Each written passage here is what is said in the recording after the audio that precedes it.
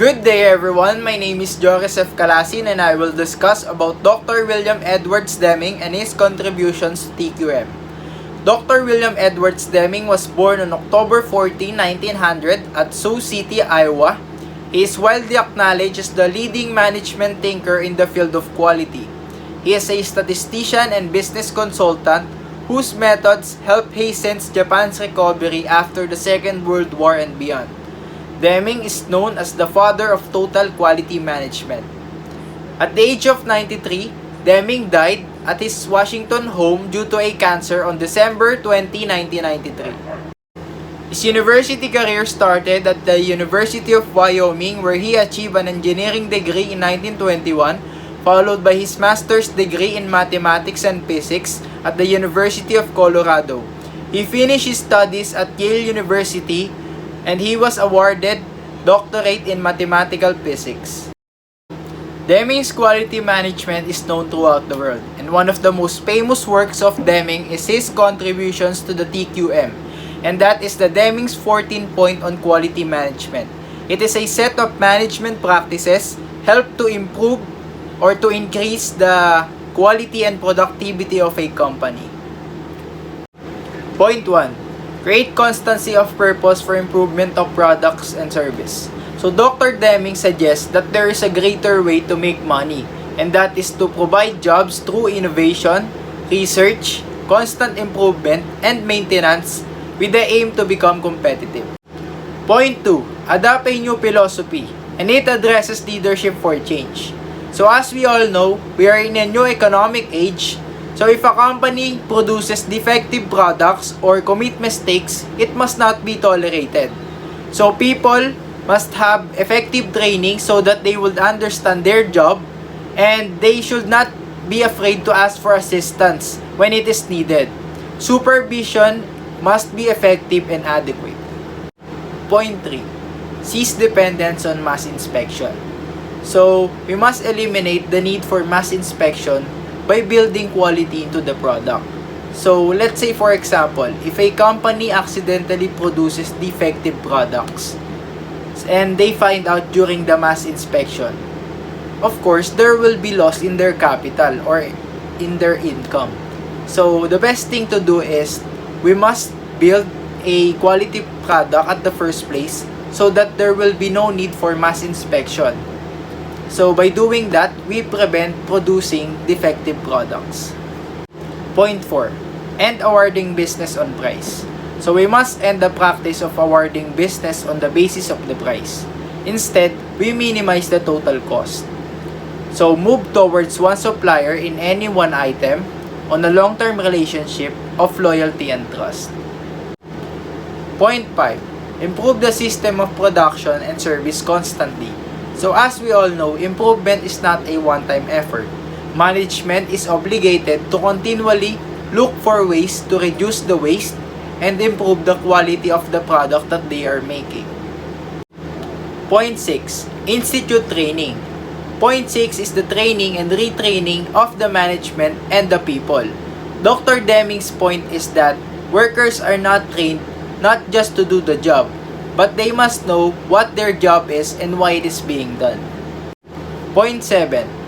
Institute leadership. Leading consists of helping people to do a better job and to learn by objective methods. The aim of supervision should be focused on helping the employees improve the system in which they work. The number one goal of supervision is to help to improve the works, the system, and the products. Again, I am Joris Calasin and thank you for listening on my report.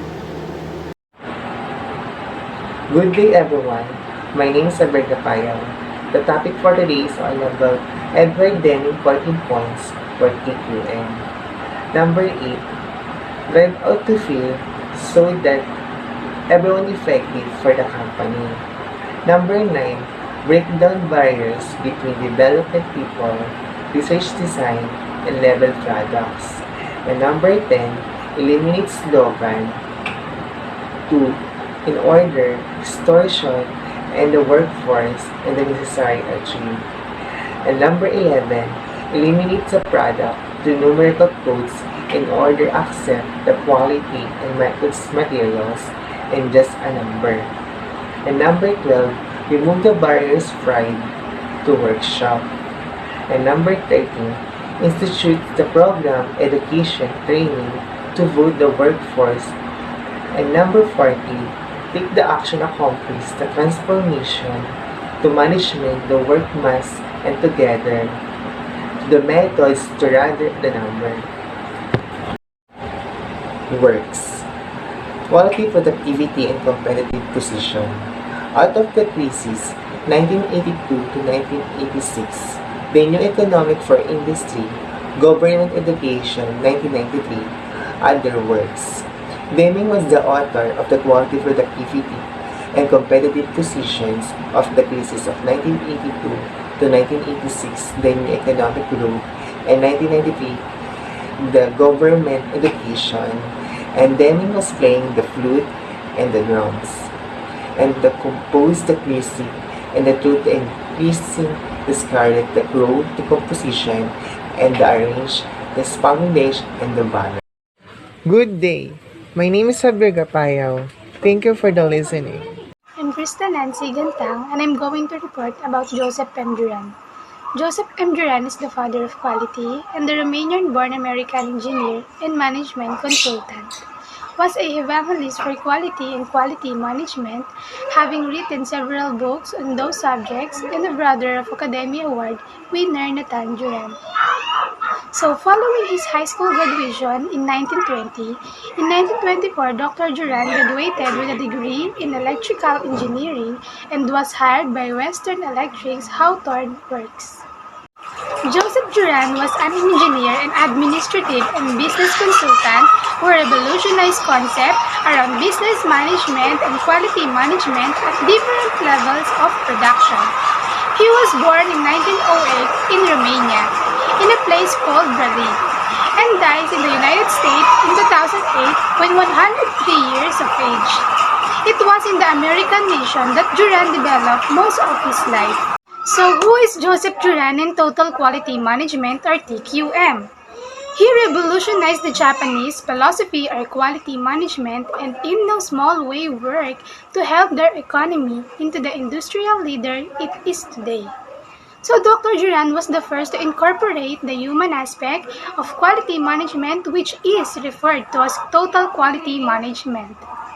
Joseph M. Duran made many contributions to the of quality management in his 70 active working years, and he made his own book, which is the Quality Control Handbook, first released in 1951. So, this is Duran's main contributions. First is the beginning of Pareto. It is one of the best-known concepts attributed to Joseph Duran, who channeled it towards the area of quality and productivity. With this principle, Duran prompted the observation and supervision of the different stages in which the product was confirmed, since carelessness on the way diminished the quality of the product. Duran stated that in the production process and in the resulting quality level, a small percentage of factors, positive or negative, can result in a large percentage of possible effects. Duran estimates that 80% of the problems presented are the result of 20% of possible causes. The second is the Duran Trilogy, Quality Planning. So what's the Duran Trilogy? Okay, so Duran Trilogy, also called Quality Trilogy, was presented by Dr. Joseph M. Duran in 1986 as a means to manage for quality. The traditional approach to quality at that time was based on quality control. But today, the trilogy has become the basis for the most quality management best practices around the world. In essence, the Duran Trilogy is a universal way of thinking about quality. If it's all functions, all levels, and all product and service lines. The underlying concept is that managing for quality consists of three universal processes. So, here is the three universal processes. First is quality planning for quality by design, and the second is quality improvement for Lean Six Sigma, and the last is quality control for process control and regulatory. I am Noime de la Cruz, and this is the continuation of our report, the quality planning. It is the design process enables innovation to happen by designing products, goods, services, or information together with the processes, including controls to produce the final outputs. So the Duran quality by design model is a structured method used to create innovative design features that respond to customers' needs and the process features to be used to make those new designs. And next is the quality improvement. Through his book Management Breakthrough, Duran was able to present his vision about the possibilities of an administration of quality, so effective that it could affect the income and productive levels of companies. Duran recognized that a rearrangement that would lead to higher levels of demand would lead to a major internal reorganization. So improvements is an activity in which every organization carries out tasks to make incremental improvements day after day. Through its postulates, Duran advocated the training of the managers and managers of certain productive areas of medium and even high rank. Duran did not conceive that training was only for low-level workers, but his superiors were also to be trained to perform their duties better. The concept of quality control was to broaden the approach to achieving quality, from the prevailing after the fact inspection to what we now call prevention. The goal of quality control is to comply with the international standard or the regulatory authorities. The Duran Trilogy is one of his important disclosures that complements everything addressed in his ideas of quality management. The dimensions of this trilogy allow a much more practical perception of Duran's thought. The divisions managed around quality are quality planning, quality control, and quality improvement.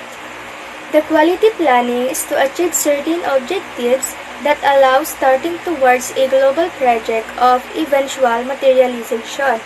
So these objectives are to identify the consumers, determine their needs, add to the product qualities that can satisfy those needs, determine that the processes necessary for the creation of the product are within the scope of the company, and if not, to create them, and finally to carry them out. Quality improvement is about having an effective awareness for improvement. Quality improvement must be present at each stage and function of a process.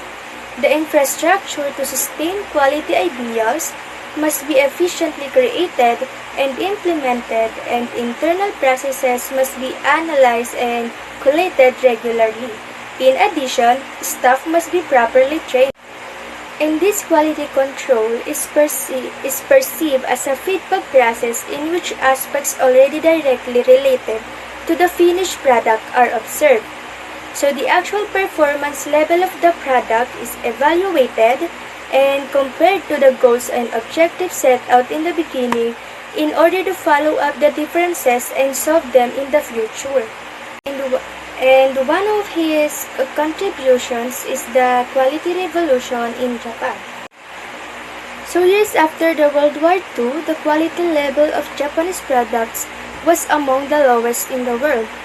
When Duran's first ideas about quality management came to the Eastern Island, the major consortia and planning and business chambers came to the engineer to put his ideas into practice. Joseph Duran recognizes Japan's success under certain conditions: the greater pace of quality improvement, training of all hierarchical levels of business, participation of the most elementary labor force, among others. And lastly, the quality and other concepts of Duran. Joseph Duran conceptualizes quality as an income-oriented form, those characteristics of a product that are capable of satisfying consumer needs and increasing commercial revenues. Hence the statement, better quality costs more money. Among other concepts addressed by Duran is the human dimension of the business productive apparatus. The engineer was an advocate for the participation of the workforce in the most important internal processes to ensure effective management and quality management at all stages of production. I am Norma de la Cruz. Thank you for listening. Good day everyone, I am Minalyn Cabunot and today, let us talk about Philip Crosby. But first of all, who is Philip Crosby? So, Philip Crosby is rather than a quality professional or consultant and also an author. He is the one who promote the concept of zero defects. So, let's go to the history. When 1926, Philip Crosby was born and he was graduated at the Western Reserve University and rendered service for the Navy on the year of the World War II and also the Korean War. So in 1952, Philip Crosby was started to work with different companies, and that is Wesley Corporation and Bendix Corporation.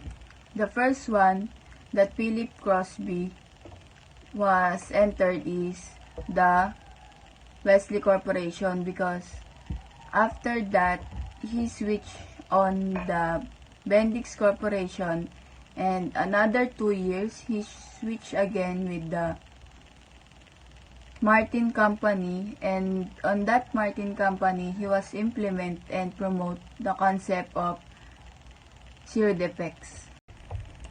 So in 1965, Philip Crosby was promoted as the corporate vice president and director of quality because nung 14 years na siya sa ITT company, mas malago or mas marami yung nag-respond sa kanya because of his book, and that book is entitled Quality Free. So yung book niya na yon is full of quality, experiences, and principles of the organization, kaya marami yung tumatangkilik ng book niya. And suddenly, he was build her own company, and this was the time that he launched more, and his company was floated in 30 million US dollars, and by that time, Philip Crosby devised that the principle of doing it right at the first time, or DIRF. My name is Minalyn. Thank you for listening. Good day everyone, I'm Apple J. De Asis from episode 31 in Efren Group 2. I will discuss the 4 major principles and the zero defect theory. So let's proceed to the 4 major principles. So first, the definition of quality is conformance to a product and a customer's requirement. So meaning both product and customer should has always requirements. So second is the system quality is prevention. System achieving of a quality is a prevention, not appraisal. So if you have a system quality na, you cannot monitor all the errors kasi ayun nga yung pinaprevent. Then, mangyayari lang yun na pwede mo silang i-monitor kapag gumawa ka ulit ng system quality. Third is the performance of a standard zero defect. So, zero defect does not mean that people will never make a mistake, but companies should not begin to with allowance and substandard. Instead, work should be seen in a series activities or process defined by the clear requirements. So lastly is the measurement of the quality is the price of non-conformance. So Philip Crosby believes that establishment of a good quality management in a principle, the organization will have more savings. So it means kikita, sabi ni Philip Crosby. Then it will return all the pays of the cost of the system quality. Kumbaga, kung kikita ka na, syempre, mababalik pa sa'yo lahat ng ginastos mo sa pagbili ng system quality. So, next is contribution of a Six Sigmas and process improvement. So, zero defect means movement aimed at the minimizing the number of defect of products and services. So, anything not adding any value to the project should be eliminated.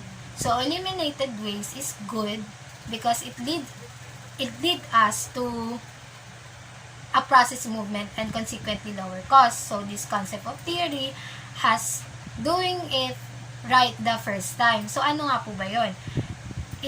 Meaning nun is ini-encourage tayo na mag-improve continuously. Bakit? Because to avoid cost and time spent later in the process of project management. My name is Apple Judy Asis. Thank you for listening. Good day, Miss Carpo and classmates. I'm Jericho Cobinbin and I'm here to report the 14 steps to quality improvement by Philip Crosby. The first step is management commitment towards a quality should be clear to all organization and outside of it. First, the management must be committed towards the quality improvement of a company and the commitment should be clear or transparent to the employee so that the proper attitude towards a zero defect and service line are modeled. Second step is creation of quality improvement teams with senior representatives from all the departments. We create quality improvement teams to implement a quality improvement activities and to ensure the process of quality improvement if it is well maintained and if it is well implemented. And the third step is continuous measurement of processes to determine the current and potential issues related to the quality. Before establishing a plan for quality improvement is kailangan alam natin kung hanggang saan ang mararating ng ating produkto or serbisyo. Kung papasa ba siya sa standard quality or hindi. Para malaman natin kung saan pa pwedeng pumasok ang potential issues and problems and kung mayroon pa bang room or space for improvement for our product and services. The fourth step is the cost of poor quality has to be calculated. The cost of poor quality is ito yung kabuuan ng nagastos natin because of failure and defects. Kasama na rin dito yung all waste and variation, rework cost, and as well as loss of opportunities. Kailangan natin itong makalculate because kadalasan is yung cost of poor quality is mas mataas pa sa profit or yung kita ng kumpanya, which is nagiging cost ng pagbagsak o pagkalugi ng kumpanya. Kinakalculate natin yung cost of poor quality para malaman natin kung saan tayo nagkulang or kung saan tayo pwede mag-improve when it comes to our product and services. And para ma-prevent natin yung pagkalugi o pagbagsak ng ating kumpanya. Step number 5 is quality awareness has to be raised in the organization. You will need to raise the employee awareness to the importance of quality management. By doing this and making the quality is a central concern to the employee, it will increase the likelihood that your quality improvement and efforts will be realized. Step number 6. Corrective action should be taken to address the quality issues. After natin ma-identify ang defects and possible problems and issues ng ating product, now it's the time para gumawa tayo ng corrective action to eliminate the defects and possible problems and issues na na-identified natin. Gagamit tayo ng different techniques like cost analysis and cause and effect para ma-ensure natin na hindi natin ma-encounter o mangyayari ang mga defects and possible issues and problems na na-identify natin sa future. Step number 7. Establishing a zero defect committee to monitor the progress of the quality improvement. We need to create or establish a zero defect committee to monitor the progress in the process of the quality improvement and also to ensure that there are no zero defects on our products and services. The 8th step is quality improvement training to all the employees. By training our employees with quality in mind, It will help us to achieve the zero defect status, and it will ensure that all of our employees can carry out and execute the tasks that been given to them for maintaining the quality of the products and services. The ninth step is organize the zero defects in our organization. By implementing an event of zero defects in our organization, it will help us to increase the awareness to our workplace and our employees. And also, it helps us in ensuring the quality of products and services. The next step is, all employees should be encouraged to set their own quality improvement goals. Setting goals for the improvement should be involve the employees from the whole organization. By engaging to all of them, you are making sure that the goals are made out clear to the whole level of the organizational structure. And you are ensuring the greater commitment to achieving the zero defects of the product and services. The next step is, obstacles to quality and to quality improvement should be discussed with employees in an open communication. Let's encourage our employees to come to our management with any obstacles or issues that arises in attempting to meet the quality improvement goals.